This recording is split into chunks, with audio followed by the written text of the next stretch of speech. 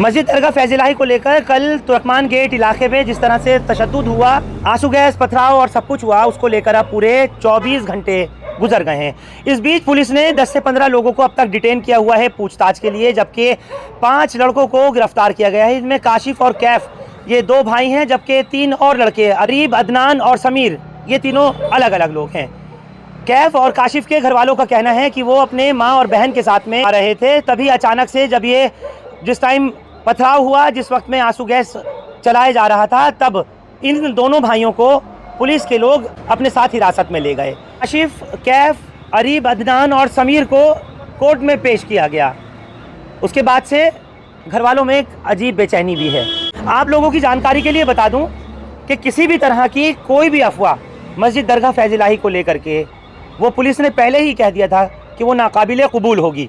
उसके अलावा जो बहुत महत्वपूर्ण बात है, ख़ास बात है, वो ये है मस्जिद जहाँ कल थी आज भी अल्हम्दुलिल्लाह कायम है।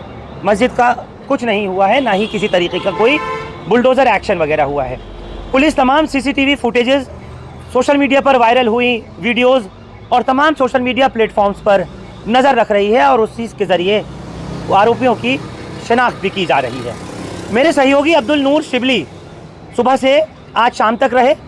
उन्होंने एक रिपोर्ट पेश की है, तुर्कमान गेट इलाके का पूरा जायज़ा लिया और क्या कुछ हमारे ब्यूरो चीफ अब्दुल नूर शिबली बता रहे हैं। एक बार ग्राउंड ज़ीरो से तुर्कमान गेट इलाके से उनकी रिपोर्ट देखिए ज़रा।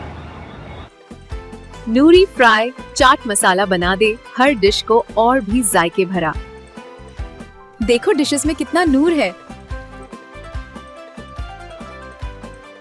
देखिए बहुत सारे लोग आपको उधर दिखाई दे रहे होंगे।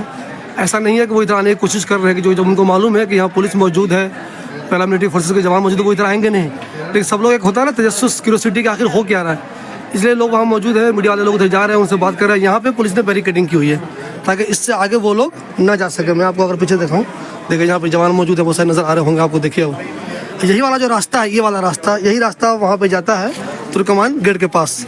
तो इसको इसलिए यहाँ पे बैरिकेडिंग की गई है कि जो लोग उससे पीछे हैं वो किसी वजह से अगर आना चाहें तो इधर आ नहीं पाएँ, और जो कुछ चल रहा है वहाँ पे डिमोलिशन की कार्रवाई वो स्मूथली चलती रहे। पुलिस के कितने जवान देख लीजिए, आला पुलिस के अधिकारी यहाँ पे मौजूद हैं, कितनी ज़्यादा संख्या में इसलिए मौजूद है कि अंदर से कॉलोनी की तरफ से कोई बंदा यहाँ बाहर ना आए और बाहर आके वो उस साइड पर ना चला जाए जहाँ पे डिमोलिशन की कार्रवाई हो रही है। इसलिए यहाँ पे अच्छी खासी तादाद में पुलिस के जवान मौजूद हैं, पैरामिलिट्री फोर्सेस के जवान मौजूद हैं। और ये वाली मस्जिद जो लोग इधर आए हुए जानते होंगे, ये बड़ी मस्जिद कहलाती है, ये बहुत मशहूर मस्जिद तुर्कमान गेट की। यही वाला वो रास्ता, ये रास्ता से 2-3 मिनट के बाद ही तुर्कमान गेट है। तुर्कमान गेट के पास वो फैज़ इलाही मस्जिद है और ठीक उसके पास जो इंक्रोचमेंट था उसको डिमोलिश किया गया है। यहाँ के लोग उधर न चले जाएं, इसलिए यहाँ पे पुलिस इतनी ज़्यादा मौजूद है इन लोगों को कंट्रोल में करने के लिए। दोस्तों इस वक्त मैं मौजूद हूँ फैज़ इलाही दरगाह के इस कैंपस में, जहाँ से रात 2 बजे के बाद कंटिन्यू आप ये खबर देख रहे हैं कि वहाँ पे डिमोलिशन की बड़ी कार्रवाई हो रही है। रात 12 बजे के बाद ये टेंशन बननी शुरू हो गई होगी।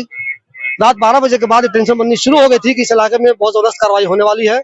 इस तरह JCB मशीनें कम से कम 10-20 आई थी। उसके अलावा पुलिस के आला अधिकारी आए हुए थे, वो बार बार ऐलान कर रहे थे। पैरामिलिट्री फोर्सेस के जवान आए हुए थे और इलाके के लोग भी बहुत ज्यादा यहाँ पे जमा हो गए थे। तब से ये टेंशन बना हुआ था कि पता नहीं रात जैसे जैसे बीतेगी क्या हो जाएगा। लेकिन ठीक 1:30 बजे या 2 बजे के बीच में यहाँ पे डिमोलिशन की कार्रवाई शुरू हो गई। अब ये अलग बहस है कि डिमोलिशन होना क्या जरूरी था, क्या आज ही डिमोलिशन होना जरूरी था, ये एक अलग बहस है। लेकिन आपको बता दें कि डिमोलिशन की कार्रवाई हो गई है और पिछले 12-13 या यूं कहे कि 14 घंटे से डिमोलिशन की कार्रवाई कंटिन्यू चल रही है। अगर इधर आप देखिए JCB मशीन कंटिन्यू अपना काम कर रही है, लगी हुई है। और 1-2 नहीं है बल्कि पूरे कैंपस के दाएं बाएं कुल मिलाकर 15-20 JCB मशीन लगी हुई है और वो डिमोलिशन की कार्रवाई को अंजाम दे रही है। एक चीज ये भी हो रहा है कि जो भी JCB मशीन है वो डिमोलिशन कर रही है और जो भी मलबा वहां पे है उसको वो उठा के वहीं पे ट्रक पे भरती जा रही है। आपको मैं यहाँ पे अगर आगे जाके दिखा दूं तो देखिए JCB कितनी है, 1, 2, इधर देखिए ये 3 और ये वाला दिखाइए, ये ट्रक भी है, यहाँ पे ये ट्रक भी है। यानी कि यहाँ से वो जो भी मलबा निकल रहा है उसको वो ट्रक पे भरते हुए जा रहे हैं।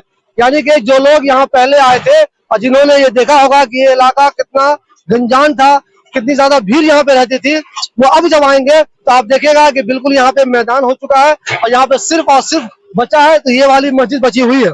इस मस्जिद के बारे में पुलिस वाले बार बार कह रहे थे कि जो रिलीजियस स्ट्रक्चर है उसको कोई नुकसान नहीं पहुंचाया जाएगा। वो बार बार ऐलान कर रहे थे कि लोग अपने अपने घरों को चले जाएं, यहाँ पे किसी तरह का हंगामा नहीं करें। जो कोर्ट का ऑर्डर हुआ है उसी के तहत हम कार्रवाई कर रहे हैं। वाकई में उसी के तहत कार्रवाई तो हुई है, लेकिन सवाल ये उठाए जा रहे हैं कि क्या इस कार्रवाई को 10 दिन, 20 दिन, 25 दिन के लिए टाला जा सकता था। मैं आपको एक जवाब बता दूं, ये देखिए ये मस्जिद देखिए आप, इस मस्जिद के बारे में कहा जा रहा है कि यहाँ पे डिमोलिशन की कोई भी कार्रवाई नहीं हुई है। मस्जिद बिल्कुल ठीक ठाक है, किसी तरह का उसका कोई नुकसान नहीं हुआ है। ये देखिए आप, वाकई में अगर आप सामने से देखेंगे तो मस्जिद में किसी तरह का कोई नुकसान नहीं हुआ है। लेकिन ये वाला हिस्सा भी तो मस्जिद का ही था। अगर नीचे दिखाइए, देखिए ये वाला हिस्सा भी तो मस्जिद का ही था, इसे तो तोड़ दिया गया। ये वाला हिस्सा भी मस्जिद का था, इसे तो डिमोलिश कर दिया गया। इसके बाद जो आगे आप देख रहे हैं वो वाला हिस्सा भी तो मस्जिद का था, उसे तोड़ दिया गया। मैं आपको आगे भी दिखा रहा हूँ, ये वाला हिस्सा देखिए आप, ये वाला हिस्सा देखिए आप, ये वाला हिस्सा भी तो मस्जिद का ही था। तो फिर इसका डिमोलिशन क्यों हो गया? अगर मस्जिद का डिमोलिशन नहीं होना था, मस्जिद के किसी पार्ट का, तो ये वाला देखिए आप, ये वाला दिखाइए, ये हिस्सा देखिए आप, ये बताया जा रहा है कि ये भी मस्जिद का ही हिस्सा था। तो अगर ये वाला मस्जिद का हिस्सा था और मस्जिद का डिमोलिशन नहीं होना था, तो फिर इस वाले हिस्से को क्यों तोड़ दिया गया? रात हालात इतने टेंस बने हुए थे, जो लोगों ने पुरानी वीडियो देखी होगी, आप हमारे सहयोगी फरहान यहिया की वीडियो देख सकते हैं। इतना ज्यादा टेंस बना हुआ था कि उस टाइम लगा हुआ था कि पता नहीं क्या हो जाएगा।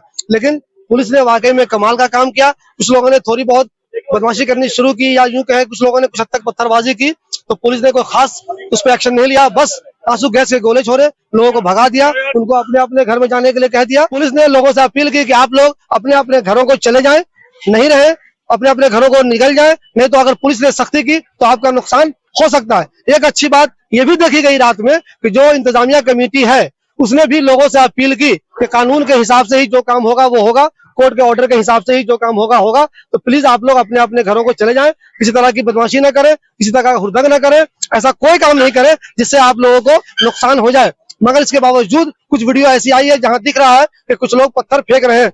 देखिए मैं आपको एक चीज बता दूं, इस तरह की जब कार्रवाई होती है, किसी का नुकसान होता है, किसी को तकलीफ होती है, तो ये तो होता ही है कि लोग नाराज हो जाते हैं, टेंशन में आ जाते हैं और पत्थरबाजी करते हैं। हालांकि नहीं करना चाहिए।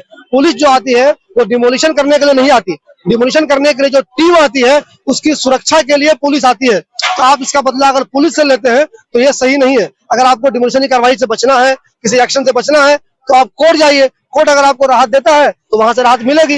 अगर कोर्ट आपको राहत नहीं देता है तो आपको राहत में दूसरी चीज दिखा दूं आपको, कंटिन्यू आप जैसे मशीन देखिए, ये देखिए आप पूरा हिस्सा, ये पूरा दिखा दीजिए, पूरा हिस्सा जितना आपको देख रहा है सब कुछ डिमोलिश हो गया है। जो लोग यहाँ पे आते थे उनको मैं बता दूं, आपको मालूम ही होगा कि यहाँ पे शादी ब्याह भी होता था, और जब हज का जमाना होता है, लोग हज करने जाते हैं, तो यहाँ पे हाजियों के लिए कैंप भी लगता है।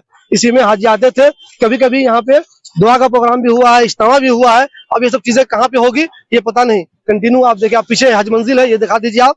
जो लोग तुर्कमान गेट नहीं आए उनको बता दूं मैं आपको कि जो आसिफ अली रोड है, इस रोड को बोलते हैं आसिफ अली रोड, ये वाला गेट है तुर्कमान गेट, यहीं पे हज मंजिल है। आज एहतियात के तौर पर पुलिस ने दिल्ली गेट जो मेट्रो स्टेशन है वहां के बाद से ही उस रास्ते को पूरी तरह से घेर दिया गया है। आसिफ अली रोड में जो भी मार्केट है वो सब की सब बंद है, कोई खुली हुई नहीं है, चाहे ऑफिस हो चाहे छोटी मोटी दुकान हो, ताकि लोगों को आसानी हो।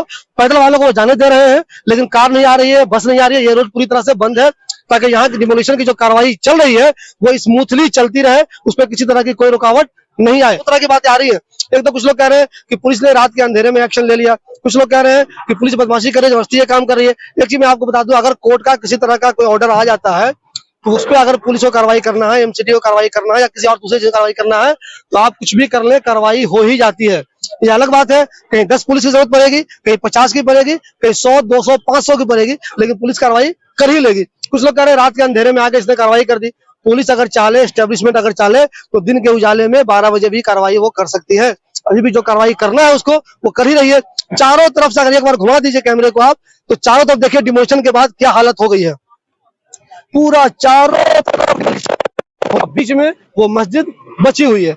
यानी कि अगर जिन लोगों ने कार्रवाई की है उनकी अगर माने तो इस मस्जिद को उन्होंने छोड़ दिया है। उसके बाद जो कुछ भी उनको इलीगल लगता था सबको उन्होंने डिमोलिश कर दिया है। अब ये बाद में मालूम चलेगा कि क्या उन्होंने मस्जिद के जो हिस्से को डिमोलिश कर दिया है वो जायज है, क्या उसके खिलाफ एक्शन नहीं होना चाहिए, उन्होंने गलती काम नहीं किया है। कुल मिला के आपको हम ये बताना चाह रहे थे कि अच्छी खासी पुलिस अब भी मौजूद है। डिमोलिशन की ये कार्रवाई 12-14 घंटे के बाद अब भी चल रही है। कमेटी के लोग यहाँ पे नजर नहीं आ रहे हैं। पहले वो लोग सामने आते थे, मीडिया से बात भी करते थे।